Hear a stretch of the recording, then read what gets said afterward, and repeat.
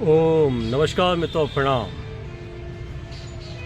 विज्ञान और धर्म। विज्ञान खोज है, रिसर्च है, अनुसंधान पदार्थ का। धर्म खोज है अनंत की।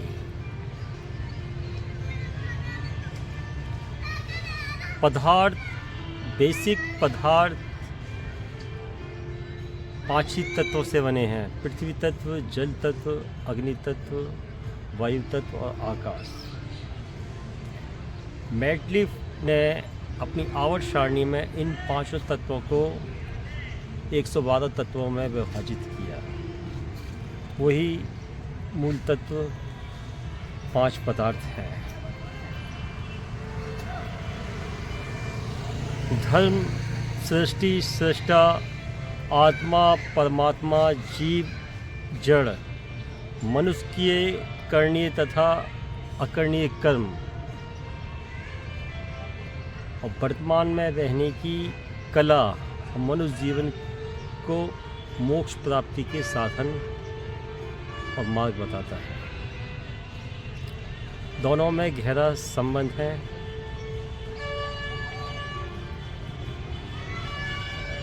विज्ञान क्या है? किसी भी पदार्थ, विषय, वस्तु, प्रकृति, इस ब्रह्मांड के विभिन्न पदार्थों का क्रमबद्ध और व्यवस्थित ज्ञान को हम निरीक्षण, परीक्षणों, प्रयोगों, अवलोकन के द्वारा सिद्ध परिकल्पनाओं द्वारा कोई जब हम कंक्लूजन पर पहुंचते हैं, उस व्यवस्थित ज्ञान को विज्ञान कहते हैं।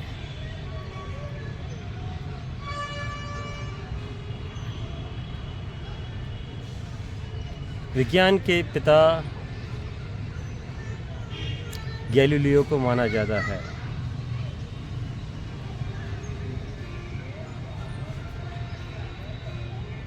एडिसन ने इस धरती पे सबसे ज़्यादा आविष्कार किए।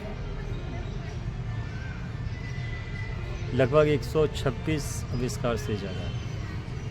दुनिया की कई विश्वविद्यालय उस अकेले वैज्ञानिक एडिसन का मुकाबला नहीं कर सकते। वहीं दूसरी ओर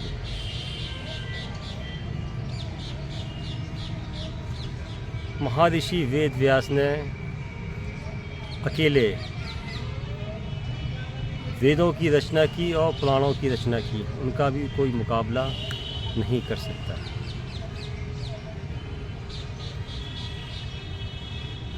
गणित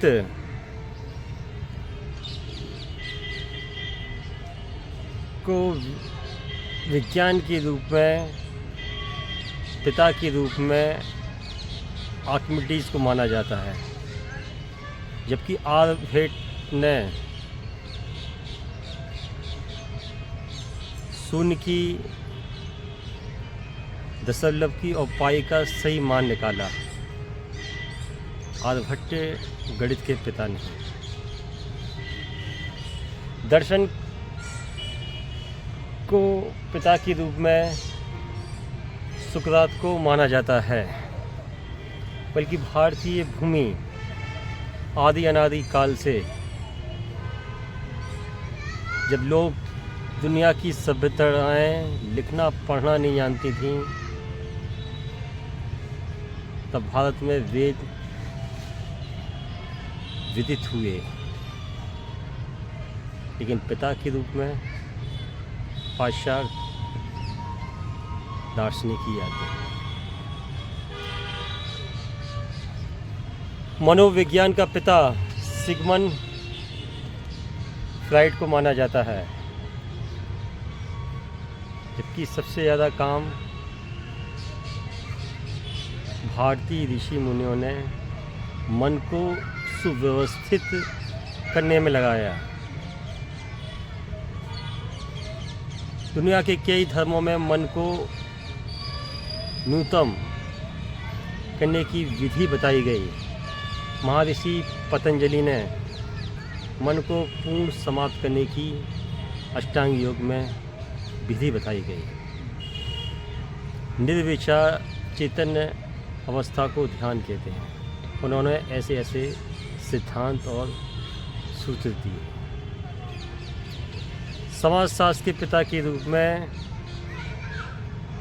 अगस्त कामडे जी का नाम आता है, लेकिन भारत की वैदिक पद्धति में सामाजिक नीति नियम, खान पान, आचार विचार, उठना बैठना, सारी सामाजिक व्यवस्था को सुव्यवस्थित ढंग से रखने की कला के सिद्धांत सिखाए गए, लेकिन पिता के रूप में अगस्त कामडे ही आते हैं। एंटोनी लेवोजियर को माना जाता है, जबकि प्राचीन काल में नागार्जुन ने रसायन पे शास्त्र पे बहुत काम किया।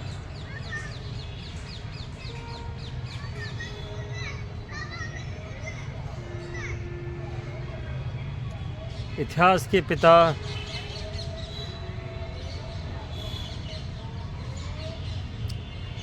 हेरोडोटस को माना जाता है, लेकिन भारतीय इतिहास तो अनंत काल पुराना है। यहाँ इतिहास लिखने की परंपरा ही नहीं थी। यहाँ सत्य को अनुभूति के आधार पर स्पष्ट करने की विधि थी। लेकिन पिता हेरोडोटस को माना जाता है।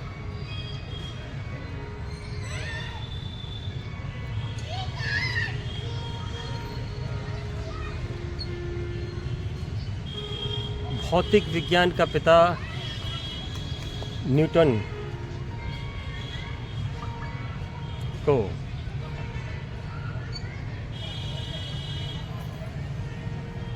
लेकिन इस देश में भौतिकी का बहुत अनुसंधान किया।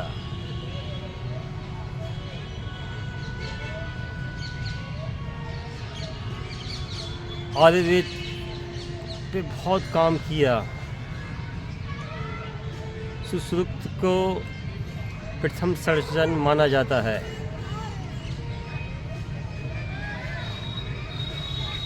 हर चीज़ में पढ़ो, 16वीं सदी से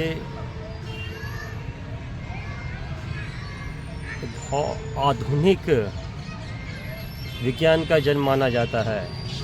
इलेक्ट्रॉन, प्रोटॉन, न्यूट्रॉन की खोज हुई। लेमार्क, डार्विन, स्टैनले मिलर,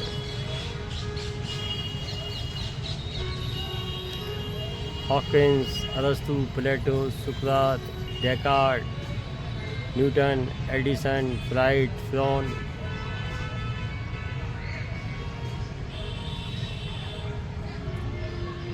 कहीं भी सिलेबस कोई भी किताब उठाओ, चाहे राजनीति शास्त्र का, इतिहास का, जंतु विज्ञान का, दर्शन शास्त्र का, सभी के पिता पाश्चात्य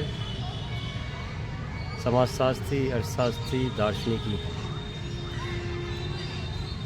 भारतीय लेखकों, संतों, सिद्धों का कहीं दुनिया में कोई नाम किताबों में अंकित नहीं है, जबकि पूरी विज्ञान की प्रारंभिक खोज भारत में ही प्रारंभ हुई।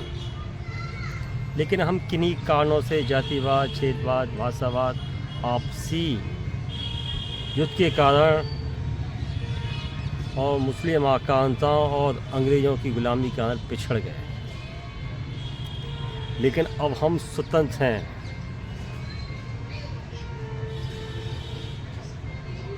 दर्शन को विज्ञानों का विश्वव्यापक विज्ञान माना जाता है। धर्म और विज्ञान दोनों एक ही सिक्के के दो पहलू हैं। विज्ञान के बिना धर्म अधूरा है और धर्म के बिना विज्ञान भी अधूरा है। एक साध है तो दूसरा साधन। दोनों ही का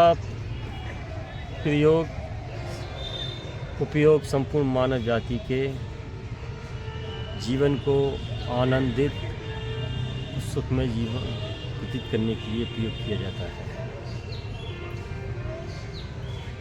विज्ञान को बल धर्म से मिलता है और धर्म को बल विज्ञान से। विज्ञान खोज है पदार्थ की और धर्म खोज है अनंत की।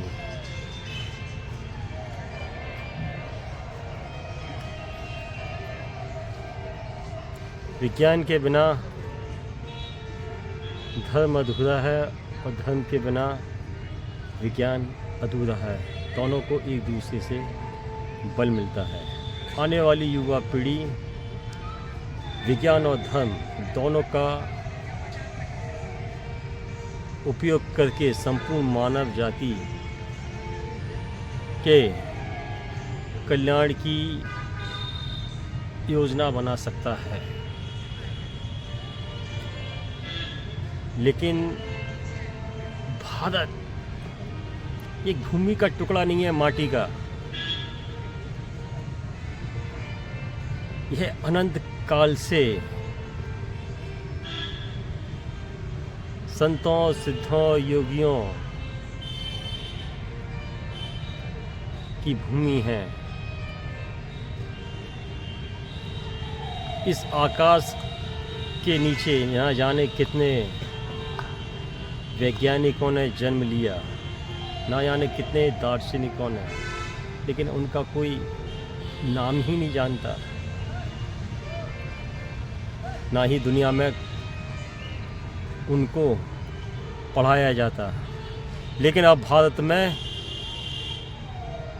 एक नई क्रांति प्रारंभ हो गई है। भारत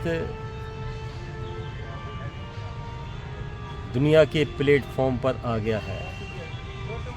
इसरो के वैज्ञानिकों ने ये सिद्ध कर दिया और यहाँ की चेतना अब जागृत हो रही है और हम विज्ञान और धर्म दोनों क्षेत्रों में आगे बढ़ रहे हैं। वैसे सबके पिता एक ओंकार महादेवी हैं। सारी सृष्टि, ये भौतिक और आध्यात्मिक जगत ओंकार में ही निहित है। विज्ञान चाहे जितना प्रयोग कर लिया जाए, वह ओंकार में ही समाहित है। धर्म चाहे जितना आगे बढ़ जाए दुनिया में, सब विलीन ओंकार है। ओंकार ही प्रारंभ है, ओंकार ही अंत है। वर्तमान भी ओंकार है, भविष्य भी। इसलिए एक ओंकार सतनाम शिवोहम शिवोहम शिव। नमस्कार मित्रों, प्रणाम। जय विज्ञान, जय धर्म।